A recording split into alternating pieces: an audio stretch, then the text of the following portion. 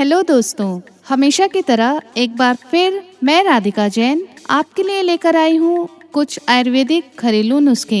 आज मैं आपको बताऊंगी थायराइड के बारे में। थायराइड गले की एक ग्रंथि होती है जिसके बढ़ जाने से कई तरह की समस्या होने लगती है। जब कभी थायराइड ग्रंथि में से जरूरत से ज्यादा हार्मोन्स का स्त्राव होता है तो चिकित्सक की सलाह लेकर इसका इलाज करवाना पड़ता है। असल में थायराइड हमारे शरीर का एक महत्वपूर्ण अंग है जो कि शरीर के भागों को अच्छे से काम करने में मदद करता है। थायराइड आयोडीन का इस्तेमाल करती है ताकि जरूरत के अनुसार थायराइड हार्मोन को बना सके और पूरे शरीर के हर भागों में पहुंचा सके। पर जब यह हार्मोन जरूरत से ज्यादा बनाने लगती है तब जाकर थायराइड के इलाज की जरूरत पड़ती है। थायराइड के कारणों के बारे में अभी तक बहुत कम लोग जानते हैं। आइए हम आपको बताते हैं कुछ अति सक्रिय कारण जो थायराइड में योगदान देते हैं। 90% लोग थायराइड के प्रति जागरूक नहीं होने के कारण उसके लक्षणों को अनदेखा करते रहते हैं। आमतौर पर शुरुआती दौर में थायराइड के किसी भी लक्षण का पता आसानी से नहीं चल पाता और जब तक इसे गंभीरता से लिया जाता है तब तक यह भयानक रूप ले लेता है। इसलिए थायराइड के प्रारंभिक लक्षणों के बारे में जानकारी होनी चाहिए।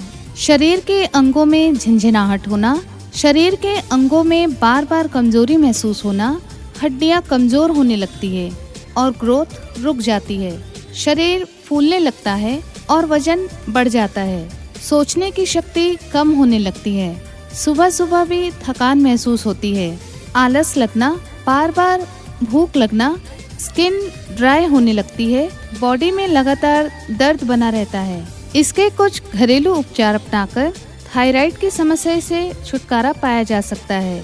यहाँ मैं आपको थायराइड के कुछ घरेलू उपचार बताना चाहती हूँ। हरी सब्जियों में विटामिन ए काफी मात्रा में होती है, इसलिए हरी सब्जियों का इस्तेमाल ज्यादा से ज्यादा करना चाहिए। कोशिश कीजिए कि हरे रंग की पत्तेदार सब्जियां खाया करें जैसे पालक, साग, पत्ता गोभी आदि। जूस, अपने आहार में फलों के जूस की मात्रा को बढ़ाएं। सेब, अंगूर या नाशपाती जैसे फलों का जूस पीना चाहिए। अगर आप जान चुके हैं कि आप थायराइड से पीड़ित हैं, तो अपने डाइट में विटामिन ए को जरूर शामिल करें। विटामिन ए का अच्छा सोर्स कोई भी पीला या गाढ़े हरे रंग की सब्जी है। गाजर में अच्छी मात्रा में विटामिन ए पाया जाता है जो कि थायराइड को बैलेंस करने में सहायक होता है। इसके अलावा आप अंडे भी खा सकते हैं। यह थायराइड को कंट्रोल करने में मदद करता है। दिन में कम से कम 20 से 30 मिनट एक्सरसाइज किया करें। चाहे तो शुरुआत में केवल 10 मिनट से वर्कआउट करें, पर धीरे धीरे इसे बढ़ाकर 30 मिनट तक ले जाएं। एक्सरसाइज करने से थायराइड एक सीमा में ही रहती है।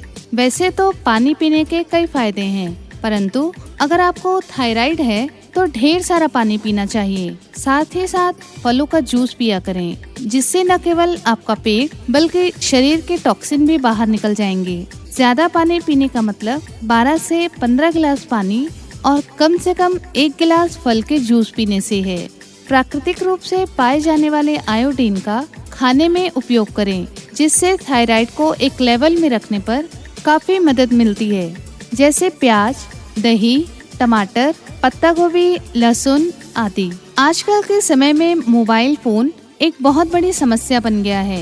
वैसे तो हम सभी फोन के इस्तेमाल के दुष्प्रभाव के बारे में जानते हैं। ज्यादा फोन पर बात करने से थायराइड असंतुलित हो जाता है। इसीलिए जरूरी यह है कि जब भी आपको फोन पर बात करनी हो तो हैंड्स फ्री या हेडफोन का इस्तेमाल करें। हर एक दिन छोड़कर 1 गिलास नारियल पानी पिया करें। इससे थायराइड की समस्या में लाभ होता है। रिसर्च में पाया गया है कि योग करने से थायराइड को काफी हद तक ठीक किया जा सकता है। इसके अलावा कुछ ऐसे भी कारण हैं जिनके कारण थायराइड की समस्या सामान्य हो गई है। वर्तमान में अगर युवा पीढ़ी किसी समस्या से सबसे अधिक ग्रस्त है तो वह है तनाव। कुछ अलग और कुछ नया मुकाम पाने की चाहत के कारण युवा घंटों बैठकर काम करते हैं। इसके कारण तनाव उनका सबसे अच्छा साथी हो जाता है। तनाव का असर थायराइड ग्रंथि पर पड़ता है। शोधों में ये बात भी साबित हो चुका है कि तनाव थायराइड ग्रंथि से निकलने वाले थायरॉक्सिन हार्मोन के स्त्राव को नियंत्रित करने की महत्वपूर्ण भूमिका निभाता है। ऐसे में अधिक तनाव होने पर इस हार्मोन पर नकारात्मक प्रभाव पड़ता है। तनाव के कारण हार्मोन्स का स्तर तेजी से बढ़ने लगता है। तनाव के कारण पुरुषों में प्राइमरी हाइपोथायराइडिज्म की समस्या होने लगती है। इससे रोगों से लड़ने की क्षमता कम हो जाती है और हार्मोनल ग्रंथि काम करना बंद कर देती है। इसके साथ ही प्रदूषण एक कारण भी है। प्रदूषण का हमारे स्वास्थ्य पर सीधा असर पड़ता है। प्रदूषण के कारण हवा में मौजूद पार्टिकुलेट मैटर थायराइड ग्रंथि को भी नुकसान पहुंचाते हैं। कारखानों से निकलने वाला प्रदूषण शरीर के इंडोक्राइन सिस्टम को क्षतिग्रस्त कर देता है और इसका सीधा असर हार्मोन पर पड़ता है। इसी से थायराइड ग्रंथि प्रभावित होती है। हाइपोथायराइडिज्म और हाइपाथायराइडिज्म दोनों थायराइड के ही प्रकार हैं, लेकिन दोनों बिल्कुल अलग अलग अवस्थाएं हैं। थायराइड दो तरह का होता है, ओवर एक्टिव या अंडर एक्टिव। पुरुषों की तुलना में 35 साल के महिलाओं में इस बीमारी के होने की संभावना 30% अधिक होती है। घरेलू उपचार के साथ साथ थायराइड को एक्यूप्रेशर द्वारा भी दूर किया जा सकता है। आइए मैं कुछ ऐसे ही एक्यूप्रेशर थेरेपी के बारे में बताती हूँ। एक्यूप्रेशर बिंदु आपकी आंखों के बीच में स्थित होते हैं। इससे दवाओं के बिना आमतौर पर तत्काल राहत मिलती है। हाइपोथायराइडिज्म को स्वाभाविक रूप से योग, प्राकृतिक चिकित्सा या एक्यूप्रेशर द्वारा ठीक किया जा सकता है, लेकिन सबसे पहले इसकी पुष्टि करना आवश्यक है। थायराइड हार्मोन चयापचय की दर को सही बनाने में मुख्य भूमिका निभाते हैं। इसके ठीक से काम न करने से वजन का बढ़ना, थकान, हाथ और पैरों में ठंडापन, ध्यान केंद्रित करने में कठिनाई, चिंता, कब्ज, डिप्रेशन, बालों को झड़ना जैसे लक्षण दिखाई देने लगते हैं। इसके साथ ही कोमलता या दर्द थायराइड की समस्या को इंगित करता है, लेकिन घबराइए नहीं, क्योंकि एक्यूप्रेशर थेरेपी से इसका इलाज किया जा सकता है। शरीर के विभिन्न हिस्सों, खासकर हथेलियों और पैरों के तलवों के महत्वपूर्ण बिंदुओं पर दबाव डालकर विभिन्न रोगों का इलाज करने की विधि को एक्यूप्रेशर चिकित्सा पद्धति कहा जाता है। बिना दवा के इलाज करने वाली यह सरल, हानि रहित और अत्यंत प्रभावशाली उपयोगी थेरेपी है। थायराइड के उपचार के लिए एक्यूप्रेशर बिंदु।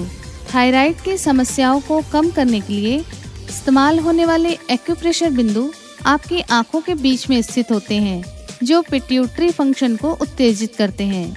एक्यूप्रेशर थेरेपी के अनुसार थायराइड व पैराथायराइड के प्रतिबिंब बिंदु हाथों एवं पैरों के दोनों अंगूठों के बिल्कुल नीचे ऊंचे उठे हुए भाग में स्थित होता है।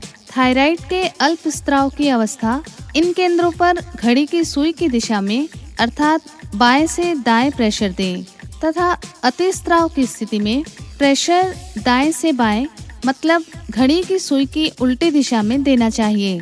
इसके साथ ही पिट्यूटरी ग्लैंड के भी प्रतिबिंब बिंदु पर प्रेशर देना चाहिए। प्रत्येक बिंदु पर 1 से 3 मिनट तक प्रतिदिन 2 बार प्रेशर देना चाहिए।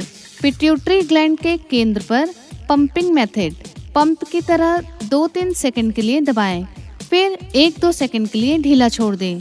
इस तरह प्रेशर देना चाहिए। अपने खुद के दबाव बिंदुओं को उत्तेजित करना सीखकर आप छोटे मोटे लक्षणों से राहत पा सकते हैं और नॉन प्रेस्क्रिप्शन दवाओं की आवश्यकता को कम कर सकते हैं। मैं राधिका जैन आशा करती हूँ कि आप मेरे बताए इन नुस्खों को जरूर अपनाएंगे। धन्यवाद।